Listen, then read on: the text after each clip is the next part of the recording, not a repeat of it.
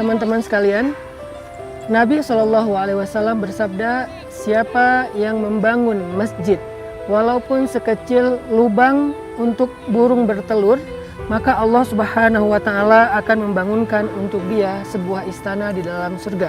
Hadis riwayat Ibnu Majah. Di dalam riwayat yang lain, Nabi juga bersabda, siapa yang membangun masjid karena Allah Subhanahu wa Ta'ala, maka Allah akan membangunkan baginya satu bangunan yang istimewa seperti itu di dalam surga. Hadis riwayat Bukhari dan Muslim.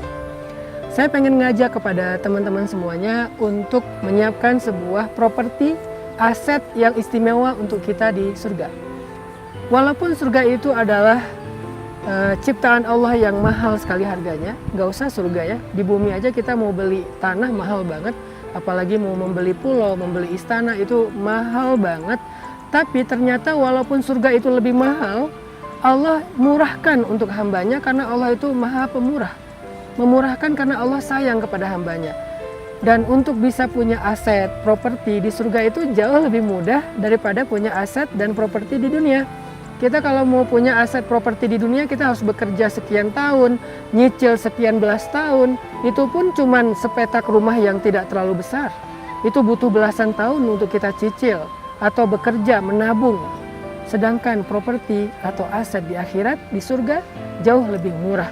Hanya dengan membangun masjid rumah Allah yang di dalamnya nanti akan makmur dengan kebaikan-kebaikan, ibadah, ilmu, dan dakwah, maka walaupun yang kita berikan untuk membangun rumah Allah itu hanya cukup untuk seukuran lubang burung, ketika burung bertelur ada lubang kecil seukuran itu saja, berapa? 10.000, 15.000 rupiah. Ibaratnya hanya membelikan satu keramik seharga mungkin 30.000 rupiah. Keramik itu kegedean dibandingkan lubang burung. Setengah keramik 15.000 rupiah, itu aja sudah Allah bangunkan aset properti istana di dalam surga. Begitu pemurahnya Allah, Masya Allah. Maka apa yang membuat kita untuk menunda-nunda kebaikan, mengambil bagian dalam investasi akhirat ini? Kenapa kita berpikir bahwa kalau mau sedekah harus punya uang lebih dulu, harus punya uang banyak? Bukankah dari sisa jajan kita bisa membangun rumah di surga? Bukankah dari sisa kita belanja untuk kebutuhan sehari-hari kita bisa menyiapkan rumah di surga? Ibu-ibu, kebutuhan sehari-hari belanja berapa? 200.000? Sisain 10.000, 15.000, 20.000? Maka itu sudah bisa membangun sebuah istana, bukan rumah di dalam surga. Teman-teman mahasiswa atau siswa, dari jajanannya di handphone, membeli pulsa, membeli kuota, dan seterusnya, sisain 5.000 aja.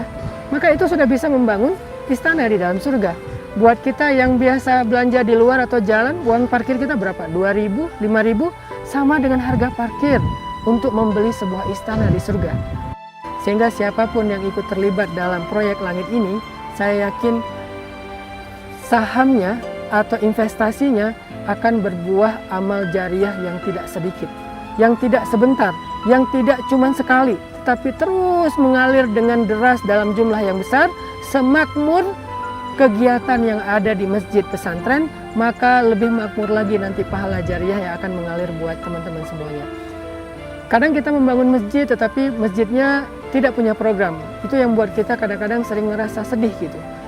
Sementara masjid pesantren, kita udah ada program sebelum ada masjid. Sekarang programnya kita lakukan di kelas, di saung, di lapangan. Tapi begitu ada masjid, insya Allah saya sangat optimis masjid ini akan makmur dengan orang-orang yang membaca Al-Quran, sholat tahajud, zikir. Dan kita yang punya saham atau investasi dalam pembangunan masjid itu pasti akan mendapatkan pahala dari semua amalan yang ada di dalam masjid itu sampai hari kiamat.